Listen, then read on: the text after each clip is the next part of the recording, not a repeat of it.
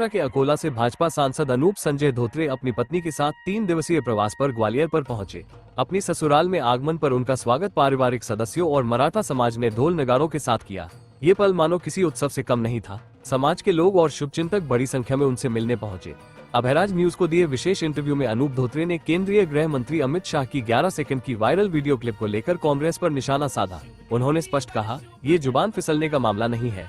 अमित शाह गुजराती हैं और उनका बोलने का अपना तरीका है। किसी के भाषण को काट छाट कर दिखाने से उसका अर्थ बदल जाता है। उन्होंने आगे कहा, अगर अमित शाह के बयान में डॉक्टर भीमराव अंबेडकर के खिलाफ कुछ भी होता तो भाजपा इसे अपने सोशल मीडिया पर अपलोड नहीं करती। हम पूरे भाषण को सामने रखते हैं, जबकि कांग्रेस उसे तोड़ मरोड़ कर पेश कर रही है। राजनीतिक परिवार की विरासत और सफलता। अनूप धोत्रे एक प्रतिष्ठित राजनीतिक परिवार से आते हैं। उनके पिता संजय धोत्रे मोदी सरकार में केंद्रीय मंत्री रह चुके हैं और 4 बार लोकसभा सदस्य रहे हैं। अनूप ने 2024 के लोकसभा चुनाव में कांग्रेस के अभय काशीनाथ पाटिल को 40,626 वोटों के अंतर से हराया था। अनूप न केवल एक कुशल राजनीतिज्ञ है, बल्कि एक प्रगतिशील किसान और उद्योगपति भी है। उन्होंने पुणे के सिम्बायोसिस कॉलेज से B.Com की पढ़ाई की है। ग्वालियर में उनके ससुर स्वर्गीय उदय घाटगे भाजपा के बड़े नेता और GICT कॉलेज के संचालक रहे हैं। सम्मान समारोह और ग्वालियर के लोगों से जुड़ाव। ग्वालियर प्रवास के दौरान GICT कैंपस स्थित जीनियस पब्लिक स्कूल में उनके सम्मान का आयोजन किया गया। इस मौके पर उन्होंने अपने संबोधन में सभी को साथ लेकर चलने और समाज के लिए काम करने का वादा किया। सांसद अनूप धोत्रे की सादगी और बेबाक अंदाज ने ग्वालियर के लोगों को प्रभावित किया। उनकी यात्रा न केवल पारिवारिक जुड़ाव का प्रतीक बनी, बल्कि उन्होंने राजनीतिक मुद्दों पर अपनी स्पष्ट और तार्किक बातों से भी सबका ध्यान आकर्षित किया। ग्वालियर के लिए ये यात्रा यादगार बनी, जहां एक तरफ ढोल नगारों की गूंज सुनाई दी तो दूसरी तरफ बेबाकी से भरे बयान ने राजनीतिक चर्चा को गर्म कर दिया। इस पारिवारिक कार्यक्रम में पारिवारिक लोगों के अलावा विधानसभा अध्यक्ष नरेंद्र सिंह तोमर, ग्वालियर सांसद भारत सिंह कुशवाहा, देवेंद्र प्रताप सिंह तोमर, पूर्व महापौर समीक्षा गुप्ता और ग्वालियर की सभी मराठा संस्थाओं के सदस्यगण इस कार्यक्रम में मौजूद रहे। ग्वालियर से पत्रकार बबलू भोसले की खास रिपोर्ट। मैं अभी जो लोकसभा के चुनाव हुए हैं उसमें मैं पहली बार खड़ा था और पहली बार अकोला महाराष्ट्र लोकसभा में सांसद करके चुन के आया हूँ। एक फार्मर्स का जो एजिटेशन होता है उस मूवमेंट से मैं आता हूँ, उस मूवमेंट से बिलोंग करता हूँ और उनका ही एक रिप्रेजेंटेटिव करके मैं चुन रहा कहीं न कहीं ऐसा माना जा रहा है कि शिवसेना को छोड़ने में बीजेपी का बहुत बड़ा। हूँ। शिवसेना ये बीजेपी से पुरानी पार्टी है, महाराष्ट्र की लोकल पार्टी है, महाराष्ट्र की और मराठी लोगों की बात रखने वाली ये पार्टी है, हिंदुत्व को चलाने वाली ये पार्टी है। इसे हम सारे ही चुनाव ये शिवसेना के साथ लड़े हैं और जो आरोप लगते हैं वो आरोपों का खंडन जो महाराष्ट्र में विधानसभा के चुनाव हुए, खासकर मैं बताना चाहूँगा कि मध्य प्रदेश के जो विधायक, सांसद और मंत्री रहे हैं, इन लोगों ने जो शिवसेना के कैंडिडेट्स थे, विधायक के लिए इलेक्शन के लिए जो कैंडिडेट्स थे, उनकी कॉन्स्टिट्यूंसी की रिस्पॉन्सिबिलिटी लेके उनका प्रचार किया है कि जो आरोप है वो इस विधानसभा में, इसका जो आरोप होते थे उसका खंडन इस विधानसभा में जवाब के द्वारा हमने दिया।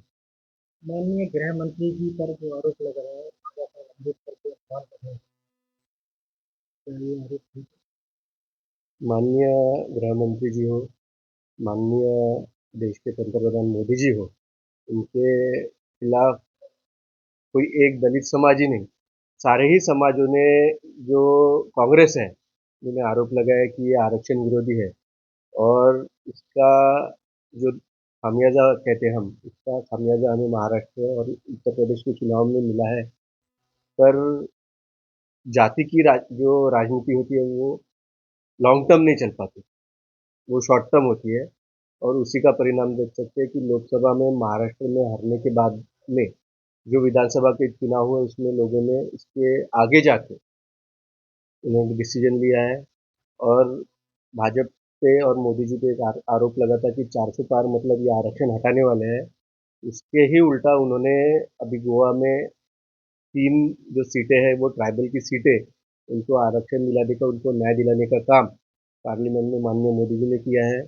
मध्य प्रदेश और आपको लग के जो स्टेट्स है, जो पुराना मध्य प्रदेश था, जो वहाँ पे बहुत बड़ा जो समाज है वो एसटी समाज है, उस समाज से हमारे देश के राष्ट्रपति आते हैं और एससी और एसटी समाज को न्याय देने का काम मोदी जी कर रहे हैं। उनके लिए काफ़ी स्कीम्स मोदी जी ने लाई है और इसी साथ समाज के साथ ही महिलाओं के साथ में रहना, महिलाओं को देश का नेतृत्व देना महिलाओं के माध्यम से जॉब सेक्टर हो, बिजनेस सेक्टर हो, इसके लिए अपनी सरकार काम कर रही है और इस दिशा में हम युवाओं पर भरोसा जताया है मोदी जी ने, कहीं न कहीं आपको भी टिकट दिया है, तो ये आप काबिलियत पर मिला है आपको या फिर परिवार के बैकग्राउंड?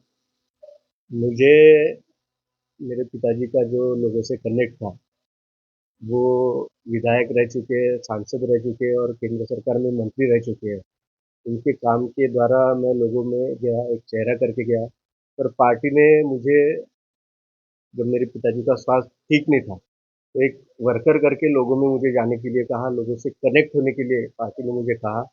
इसमें मुझे पार्टी ने लोकसभा प्रभारी करके एक रिस्पॉन्सिबिलिटी दी और भारतीय जनता पार्टी में अगर कोई सांसद, विधायक या कोई मंत्री का बेटा हो तो उसे टिकट नहीं देने की एक पॉलिसी है। पर अगर वो पात्रता में, उनके सर्वे में वो योग्य लगता है, तो उसे टिकट ना देने की भी उनकी कोई पॉलिसी नहीं है और इसी माध्यम से मुझे टिकट दिया। तो महाराष्ट्र में एक विपरीत भारतीय जनता पार्टी के खिलाफ एक जो हवा चल रही थी, उस हवा में भी मैं चुन के आया हूँ और यही उनका निर्णय सही था, ये महाराष्ट्र और मध्य प्रदेश की राजनीति में हाँ, महाराष्ट्र और मध्य प्रदेश की राजनीति में काफ़ी अंतर है।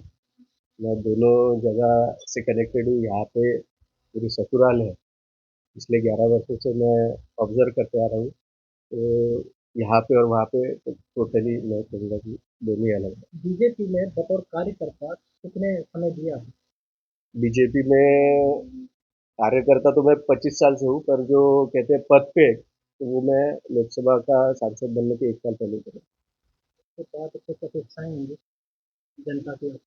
जनता की तो डेवलपमेंट की अपेक्षा है, पर जनता ने जो लोकसभा और विधानसभा में पूरे भारत में, पूरे महाराष्ट्र में जो वोट दिया है, वो विकास और सभी समाजों को साथ लेने का जो भाजपा का विचार है, महिला हो, युवा हो, और युवाओं के लिए क्रेडिट गारंटी प्रोग्राम के अंतर्गत जो स्कीम्स लगी हैं, इसी विश्वास के तहत मैं भी चुन के आया हूँ और सारी भारतीय जनता पार्टी और एनडीए ये तीसरी बार इसी कारण चुनते हैं।